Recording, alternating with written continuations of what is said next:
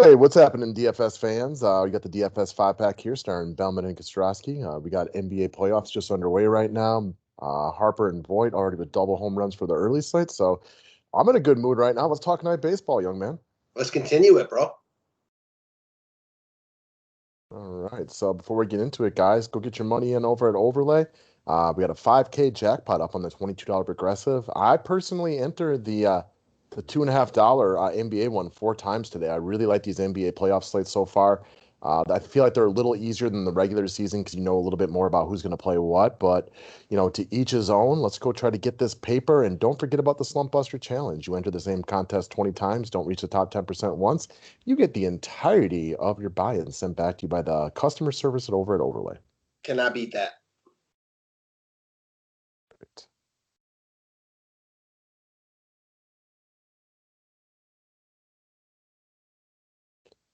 All right, guys. Don't forget if you want day passes, they're available, lifetime, monthly. It's all up at the website. We appreciate all the new customers that are coming along daily, guys. Still got 20% off in the NFL package. That's the full season of NFL. Every slate that we cover for the weekend, playoffs included, only $80. That's $20 off right now for the full season. Subscribe to the station, hit the bell for notifications, click the thumbs up button. And let's talk about Shane, not Justin Bieber at 10-6 today. So if you want to be simple about this one, 2020's best DFS pitcher versus a bottom tier offense in a great park for pitching. 1+1+1 doesn't always equal 3 in DFS, but this one just makes too much sense. Yeah, I mean, not only has he been the best DFS pitcher, best pitcher in baseball, is leading the league in basically every category that matters. He's just been awesome facing an offense that is not good. I mean, he's in play in any matchup right now. He's dominated pretty much everyone he's faced, and tonight I see no different. I like him. His bad starts 20 points, right? As you pointed out in the members only video. I mean, listen, there's a couple other pitchers we really like on this slate, and it's not going to be like the most shocking thing in the world if other guys outscore Bieber. But I feel safest with Bieber here. He's been amazing. And it's not just that you feel the safest with him, it's that the upside on his starts has been so high that, at what I assume will be high ownership, it's a tough fade in my opinion. He's been overwhelming. He's been, I mean, 3 starts, right? Of like 30, high 30s plus. I didn't even think about that. Yeah, it is like a really risky fade. This is like Harden with no Westbrook against a cake team. Like that's the best, closest like NBA equivalent I can give to you. It's a really tough one not to play because he's been that overwhelming. Like he makes Max Scherzer, Garrett Cole, and Jacob deGrom look like chopped liver right now. Yeah, he is pitching amazing. So that won't keep up forever, but he's been so good. I can't skip him. All right, moving along. Speaking of guys that are really good, we got Mike Trout, Christian Yelich, and Fernando Tatis on this slate, but none of them have an OPS matching Jesse Winker so far in 2020. So at 3,400, he's dirt cheap. I mean, see the game log. Continues to really, really play well. You called him out like a week and a half ago, and he's continued to just rake. Locked in, very affordable, just way too cheap at 3,400. Since we spend money on pitching tonight too, it's nice to get some guys that are affordable like this. Mm-hmm. So I don't want to go all in against Wainwright tonight because one, as bad as Wainwright has become over the last few years, not nearly being the guy he used to be, he's still been all right in home games.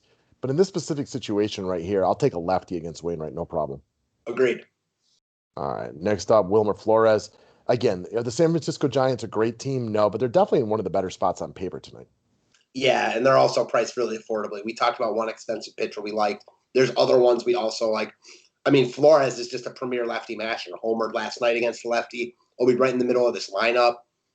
Again, big power off left-handed pitching. That's what he's known for. That's why he's in the league. Not a lot not to like here, and he probably won't even get a ton of love because the Giants in general don't get a ton of love. Right. I mean, the only thing you could even think is like, does he get pinch hit for later? But it doesn't seem to have been an issue, so I'm not even really concerned about that. I feel like they signed him to give him a consistent at bats. He's been playing even against righties, so I doubt it. I mean, Yeah. Sure, it could happen, but I doubt it.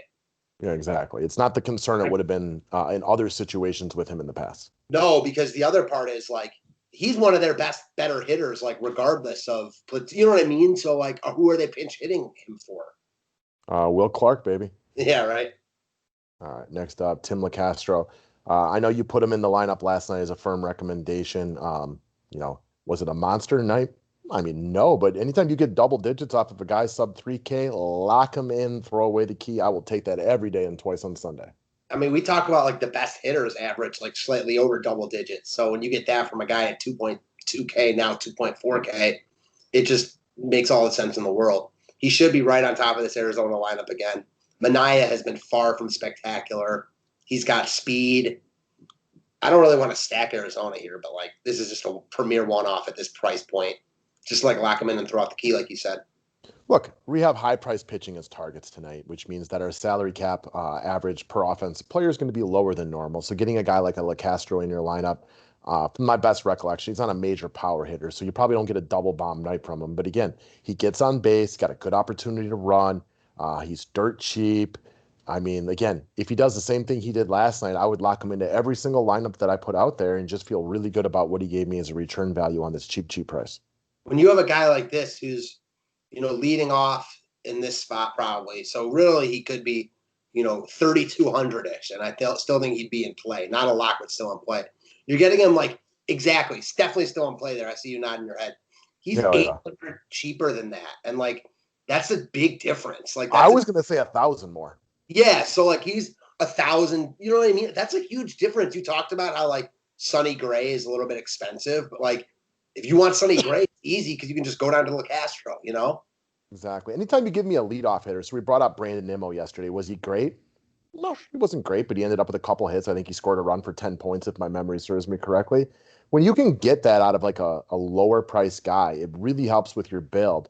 And not everybody's gonna like give you double dong upside. Like it's great when you get your Framel Races, your Nelson Yeah. Cruzes of the world, but not everybody can be like that because you just can't afford all hitters like that. Mm-hmm. All right. Next up, speaking of cheap guys, the San Diego Padres had a couple of guys in play tonight because of the low, prices. Look, we both respect Kyle Gibson. I think we would firmly like give him like a C plus, B minus type of rating as a starting pitcher, but he's not an A. He's not Bieber. He's not even, the guy going for the Padres tonight, for example. So we're not scared to pull a couple of cheap pieces against him. Are we going to load up against him? No, we're probably not going to go five deep on San Diego, but Cronenworth at 2,500 coming off of the three straight double digit games, dual eligibility. Once again, we're trying to roster high price pitching. Again, this guy's been on my good side all year because every time I've rostered him, he's turned out for me. So I'm a fan. It just makes a lot of sense to help you build your lineup. Yeah, you don't have to use all these guys. You can use all of them for sure because they're all really nice value plays. Yeah, there's a lot of that on this slate as far as Gibson goes. We're like, we respect the guy. We're not looking to use him. Probably like the bats more, but it's not a spot where you like need to load up on San Diego bats. There's just no reason Cronenworth should be 2,500 here. His prices continue to drop, even though he's been rock solid. I mean, again, double digits in three straight. It's not the greatest spot in the world, but it's far from an awful spot. So just a nice filler piece if you need it. Yeah, his OPS of over 1,000 is obviously rock solid this year. So he's having a pretty nice season to begin with, batting 333, couple of home runs on the board, plays for a good lineup. Like the San Diego lineup is legit. And I think we've all kind of figured that out at this point. And to go back to the Kyle Gibson point that we've already both touched on, you don't see Kyle Gibson on a slate and like, man, I got to stack against him. But he's not a guy you're like, there's no way I would play somebody against him, especially when it's a punt play to help you get better hitters in your lineup. Mm-hmm. All right, guys, that's what we got for the slate today. Don't forget to click that thumbs up button, run on over to the website, grab yourself a membership as we continue to have a lot of sports to talk to. Enjoy the NBA playoffs and the baseball today, and we'll see you guys tomorrow. Thanks, guys.